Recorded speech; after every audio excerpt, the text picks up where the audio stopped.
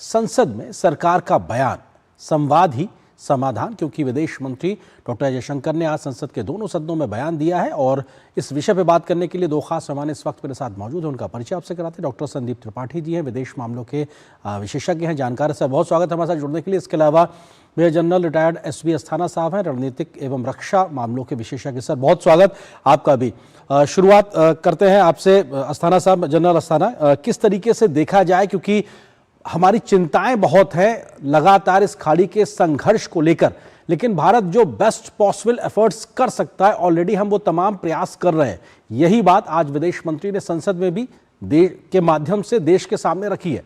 General Asthana, देखिए, ये जो स्थिति बनी है इसमें भारत के लिए अपने हित को देखने के अलावा इस स्थिति में कोई बहुत ज़्यादा इंटरफियर करने का कोई स्कोप है नहीं, क्योंकि जैसा कि विदेश मंत्री ने बताया, हमारे लिए सर्वोपरि है। हम नहीं चाहते कि लड़ाई हो, हम चाहते हैं कि बातचीत का जो तरीका है वो इस्तेमाल किया जाए, कूटनीतिक और ये बातचीत से ही, डिप्लोमेसी से ही ये इसको सुलझाया जाए, ऐसा हम चाहते हैं। लेकिन मुझे नहीं लगता कि दोनों जो पार्टीज हैं जो लड़ रही हैं वो इस किस्म से चाहते हैं, क्योंकि उन दोनों के जो एम हैं और जो उन लोगों के जो एंड स्टेट जो लोग दोनों सोच के बैठे हैं वो बहुत ही अलग है।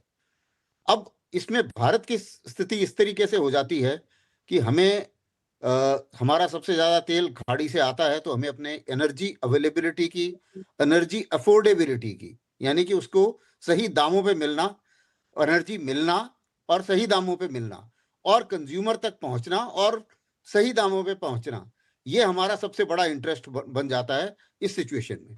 दूसरी चीज ये है कि हमारे दोनों से ही अच्छे संबंध है, ईरान से भी हमारे अच्छे संबंध थे, हमारे कुछ इंटरेस्ट है वहां पर, कनेक्टिविटी के इंटरेस्ट हैं, तो हम नहीं चाहते कि हम ईरान का भी कोई बहुत ज्यादा क्रिटिसिज्म करें। साथ ही साथ अमेरिका से भी हमारे संबंध अच्छे हैं और अमेरिका से भी हमारे इंटरेस्ट कई जगह कोइंसाइड करते हैं, चाहे वो इंडो पैसिफिक में हमारे इंटरेस्ट हो।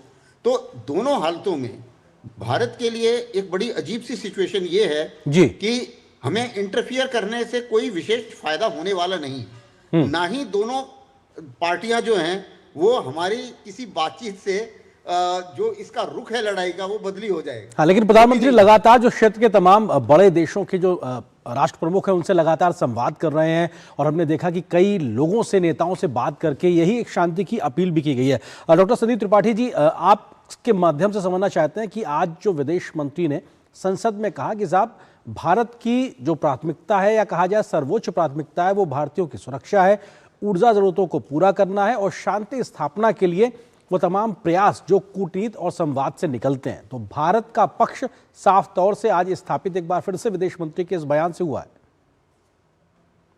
है। देखिए, भारत जैसे देश के लिए जो देश की प्राथमिकता हो यही कि दुनिया में डायलॉग और डिप्लोमेसी हो प्रॉपरली, और कहीं भी कॉन्फ्लिक्ट होते हैं तो भारत की यही एक हमेशा वो होती है, कोशिश रहती है कि जो डिस्कलेट किया जाए टेंशन को।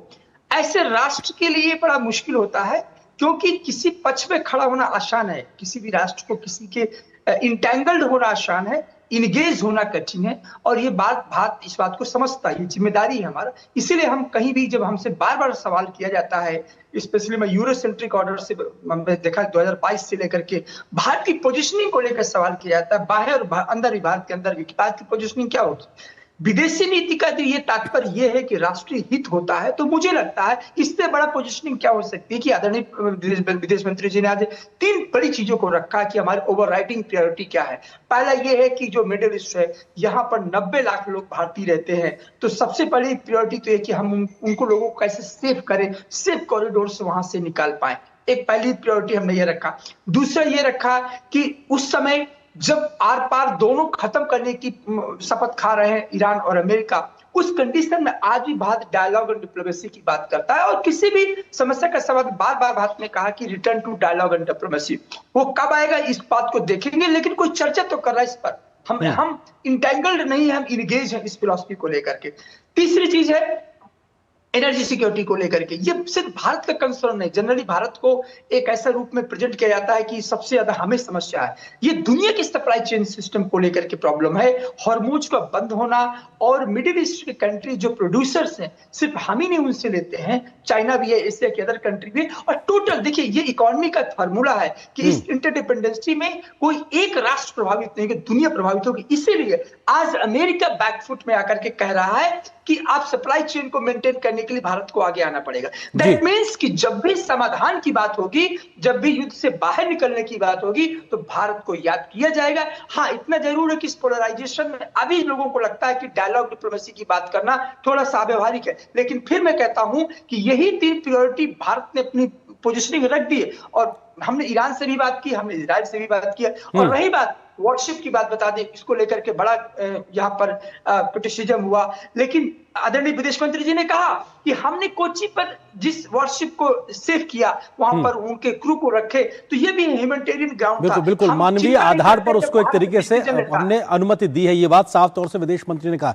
जनरल अस्थाना, क्योंकि आज 10वां दिन है इस संघर्ष का, शुरुआती समय में लगा ये 1-2 दिन में शायद एक ऐसी स्थिति में पहुंचेगा जब बातचीत की एक स्थिति बनती नजर आएगी, लेकिन आज 10वें दिन के बाद भी बातचीत को लेकर कोई एक स्थिति दिखाई नहीं पड़ रही, बल्कि संघर्ष दोनों तरफ से ज्यादा एक तरीके से इंटेंस होता हुआ दिखाई पड़ रहा है। किस ओर जाता हुआ देख रहे हैं आप इस संघर्ष को, जनरल अस्थाना? देखिए, निकट भविष्य में तो मुझे लग रहा है कि अभी थोड़ा सा और भीषण होगा। कारण क्या है कि अमेरिका ने जो अपने एम हैं वो कुछ इम्प्रैक्टिकल लेवल तक पहुंचा दिए हैं। मिसाल के तौर पे कि ईरान पूरी तरीके से सरेंडर करे, उनके लीडर का चुनाव मैं करूंगा। अब ये कैसे, एक रिलीजियस रिजीम, एक रेडिकल रिजीम, ये कभी भी नहीं मानते कि वो मर जाएंगे, लेकिन वो इस चीज़ को नहीं मानेंगे। तो ये एक इम्प्रैक्टिकल एम समझ लीजिए आप लड़ाई का। तो जब इम्प्रैक्टिकल एम होता है तो जाहिर है कि दूसरी साइड जो है वो भी अभी दीवार के साथ लगी हुई है, उनका डिस्ट्रक्शन हो रहा है बुरी तरीके से। उनका एम क्या है इस हालत में? नंबर 1, अपने आप को सर्वाइव करना। नंबर 2, अमेरिका के लिए कीमत को बढ़ाना, चाहे वो पॉलिटिकल कीमत हो, चाहे वो इकोनॉमिक कीमत हो, चाहे वो मिलिट्री की कीमत हो। उसके लिए जो कीमत वो जो झेल रहे हैं उसको बढ़ाना, ये इनका एम है। अब वो कीमत कैसे बढ़ा सकते हैं? देखिए, उनके पास इतनी लंबी मार की मिसाइल तो है नहीं कि अमेरिका को जाके मार दें।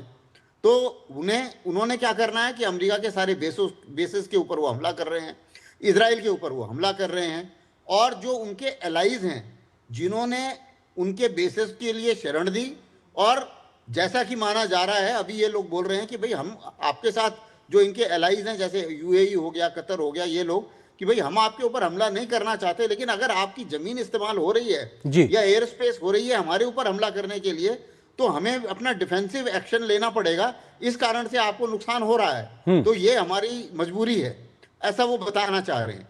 तो इन दो चीजों को देखिए, अब दोनों साइड के जो एम है वो आपस में मिल नहीं रहे हैं।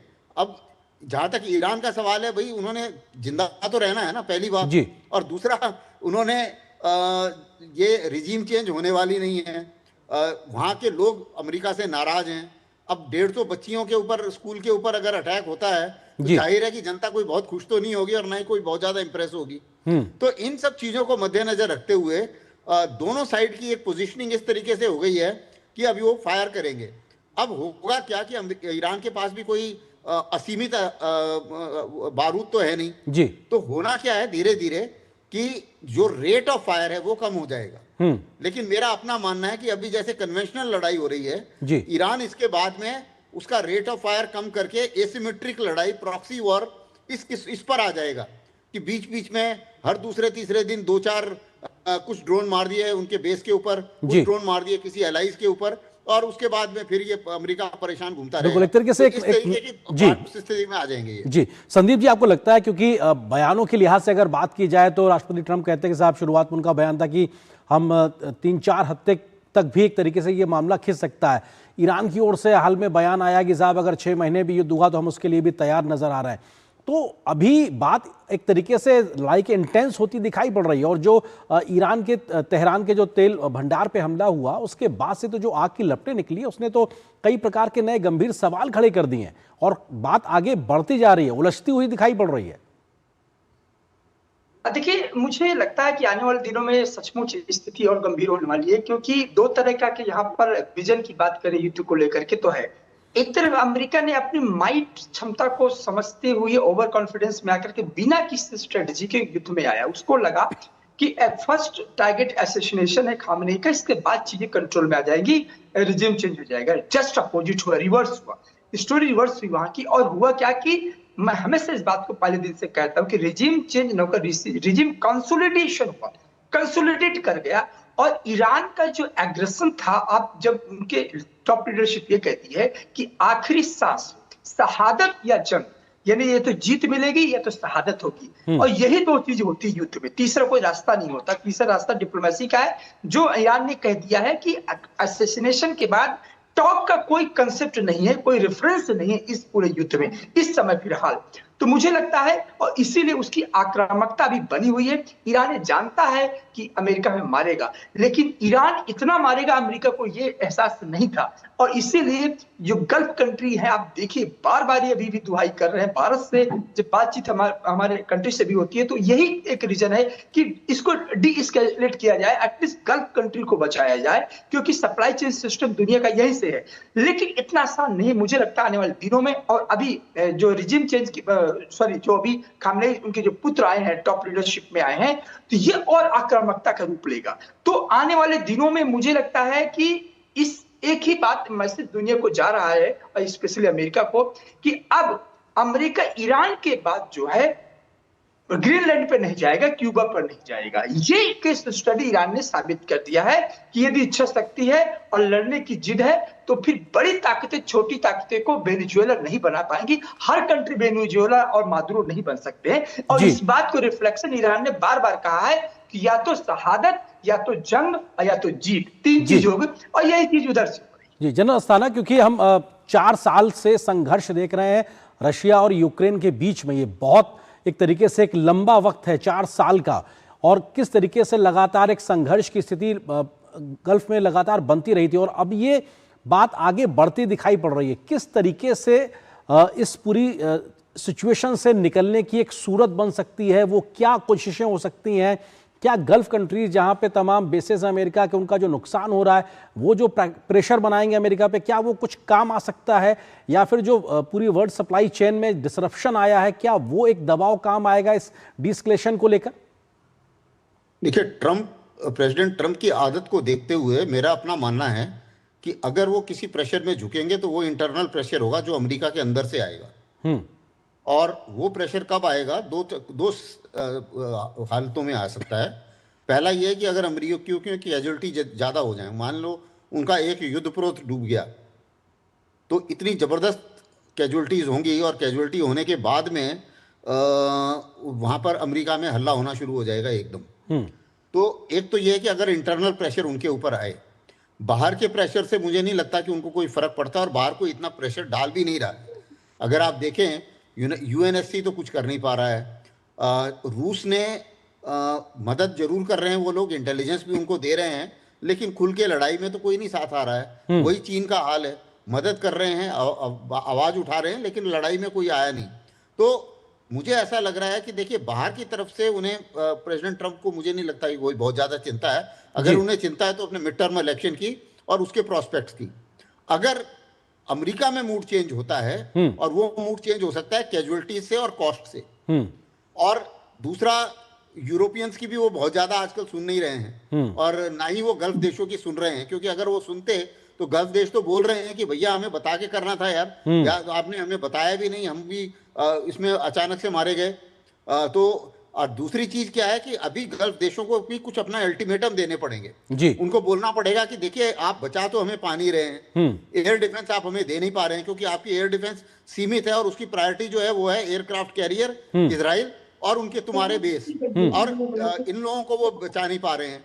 तो इस हालत में हम क्यों बेच दें? बिल्कुल, एक बड़ी कीमत वो चुका रहे हैं, अपने आप में वो रीअलाइनमेंट या कहा जाए रीथिंक एक तरीके से हो सकता है। वक्त थोड़ा सा कम है। डॉक्टर संदीप, आपसे एक आखिरी कमेंट कि जो खामनेई के बेटे हैं, अब उनको एक नए उत्तराधिकारी के तौर पर कमान सौंप दी गई है, इसका समर्थन चीन और रूस की तरफ से भी दिखाई पड़ा है बयानों को लेकर। अमेरिका इस बात को लेकर लगातार कह रहा है कि साहब हमसे पूछ के आपको अपना नेता चुनना पड़ेगा। ये तो जो टकराहट है ये अपने आप में एक तरीके से चैप्टर को खोलती हुई दिखाई पड़ रही है। देखिए, अभी भी ट्रंप एक इल्यूजन है, यूटोपिया में ही जी रहे हैं। उनको इस बात का बहुत ज्यादा एरोगेंसी थी कि हम जो कहेंगे वो ईरान सुनेगा। मुझे लगता है ये बात बहुत दूर आ चुकी है इस पॉइंट से कि वो ईरान किसी भी तरीके से, अब बहुत अव्यवहारिक भी है जी। कि मतलब जिस तरीके से अभी ईरान की पोजीशनिंग है, तो वो तो पूरी तरीके से बर्बाद करने में लगा अमेरिका की बादशाहत को, और काफी हद तक डेंट भी हुई है। हमने देख लिया कि अमेरिका के अंदर जिस प्रकार से एक डिलेमा चल रहा है, और वो हमने देखा भी, एक फुटेज आ रहा था कि किस प्रकार से प्रेसिडेंट ट्रंप को पादरी लोग कंसुल वहां पर कंसोल कर रहे थे। तो एक डिलेमा है बहुत ज्यादा, क्योंकि आप जिस सोच के साथ जाते हैं युद्ध में, आज के मॉडर्न वॉरफेयर में वो होता नहीं है। इसका एग्जांपल रशिया यूक्रेन वॉर भी हमने देखा था। वो वॉर जब शुरुआत हुई तो वहां भी यही कहा गया था कि बस 2 हफ्ते के बाद समाप्त हो जाएगा। इस वॉर को भी 4 वीक कहा था ट्रंप ने कि 4 वीक में रिजल्ट ले लूंगा। रिजल्ट वॉर में नहीं आएंगे, रिजल्ट वॉर में डिस्ट्रक्शन ही होगा। हाँ, इसका रिजल्ट जो मुझे लगता है, मेरा एनालिसिस लास्ट में यही कहना चाहूंगा, धीरे धीरे गाजा और यूक्रेन बनेगा। सर जैसे भी कह रहे थे कि धीरे धीरे ये उस प्रॉक्सी में आ जाएगा और अमेरिका यहां से एग्जिट कर देगा शांति से, और थोड़ा दूसरे कंट्री पर जाएगा, लेकिन उसकी बादशाहत जरूर कम होगी। बिल्कुल, भारत लगातार शांति के पक्ष में है और हमारा पक्ष लगातार संवाद से समाधान की ओर बना हुआ है। बहुत बहुत शुक्रिया दोनों मेहमानों का हमारे साथ जुड़ने के लिए, इस विषय पर विस्तार से बात करने के लिए।